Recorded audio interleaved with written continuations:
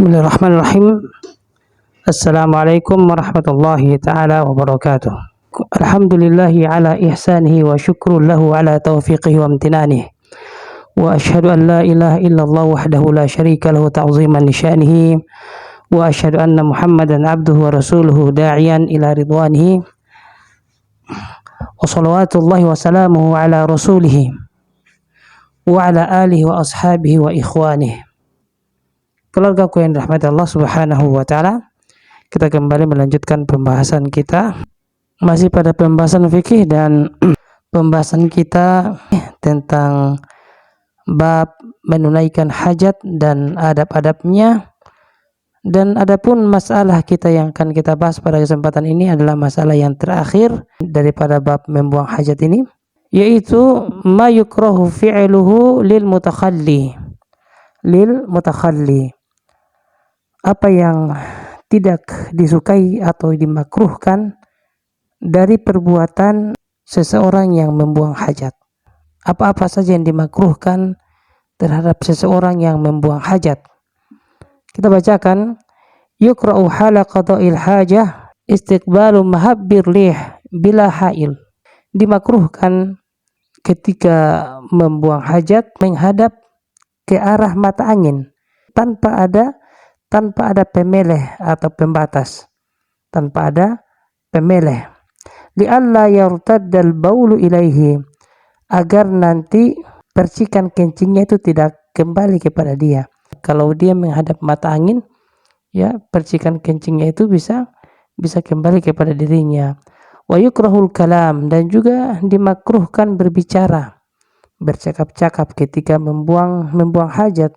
Wa qad marra rajulu wan nabiyyu yabul, karena pernah seseorang datang kepada Nabi sallallahu alaihi wasallam, atan nabiy, datang kepada Nabi, dan ternyata Nabi sallallahu alaihi wasallam saat itu sedang menunaikan hajatnya, membuang air kecil. Fasallama alaihi, dan orang ini memberi salam kepada Nabi sallallahu alaihi wasallam. Falam yarudda alaihi, Nabi tidak menjawab salamnya. Hal ini sebagaimana diriwayatkan oleh Imam Muslim. Nah, para ulama ketika mensyarah hadis ini, di antaranya Imam Muslim, itu menjelaskan bahwa Nabi tidak memberi salam karena ya di dalam salam itu ada lafaz Allah Subhanahu wa taala, Waalaikumsalam warahmatullah, yaitu ada lafaz Allah. Wa yukrahu an yabula fi syakki wa nahwihi, dan juga dimakruhkan membuang air kecil pada suatu lubang, pada lubang. Li hadis Qatadah an Abdullah ibn Sarjis, karena hadis dari Qatadah dari Abdullah ibn Sarjis bahwa Nabi sallallahu alaihi wasallam itu melarang, anna Nabi sallallahu alaihi wasallam naha an yubala fi al-hujri. Nabi sallallahu alaihi wasallam melarang membuang air kecil di lubang, ya, di lubang. Qila li Qatadah, kemudian Qatadah radhiyallahu anhu bertanya kepada Nabi, fama balul hujri ya Rasulullah, kenapa, ada apa dengan lubang wahai Rasulullah? Qala yuqal, kemudian Nabi sallallahu alaihi wasallam mengatakan, innaha masakinul jin, karena lubang-lubang itu biasanya menjadi tempat tinggalnya para jin. Hadis ini sebagaimana diriwayatkan oleh Abu Dawud dan Nasa'i dan lain sebagainya. Kemudian wali annahu la ya'manu an yakuna fihi hayawanu fayu'dhih, dan juga mungkin saja di lubang-lubang itu ada hewan-hewan, maka kita mengganggunya. Kalau seperti itu maka akan mengganggunya atau menyakitinya.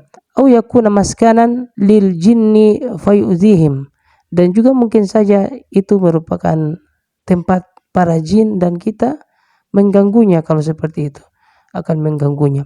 Wa yukrahu an yadkhula al-khala'a bi syai'in fihi dzikrullah illa li hajah, dan juga dimakruhkan kita masuk ke dalam WC dengan membawa sesuatu yang ada lafaz-lafaz jalalah, yang ada lafaz Allah Subhanahu wa taala, yang ada nama-nama Allah Subhanahu wa taala, kecuali untuk ada hajat yang darurat. Lianna Nabi sallallahu alaihi wasallam, karena Nabi sallallahu alaihi wasallam kana idza dakhala al-khala' wada'a khatamahu, karena Nabi sallallahu alaihi wasallam ketika masuk ke WC, beliau Shallallahu Alaihi Wasallam melepaskan cincinnya, karena di cincin Nabi Shallallahu Alaihi Wasallam ada lafaz Allah Subhanahu wa Ta'ala. Hal ini sebagaimana diriwayatkan Abu Daud dan Imam At-Tirmidzi dan lain sebagainya. Dan juga amma indal hajah, adapun ya kalau misalkan ada keperluan yang darurat,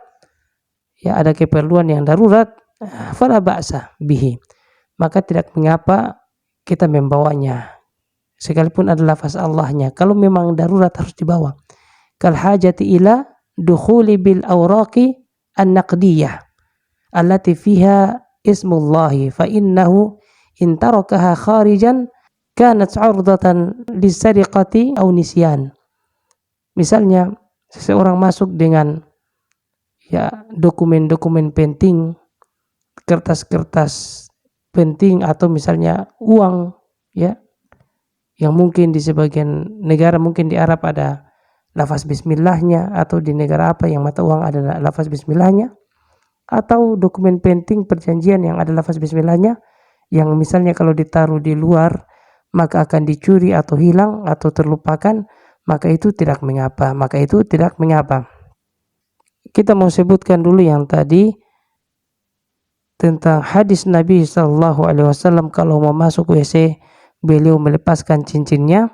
Di sini disebutkan hadisnya dhaif, namun dikatakan bahwa yang lebih afdal tetap melepaskan apa-apa yang ada nama Allah Subhanahu wa Ta'ala, kalau itu bukan darurat.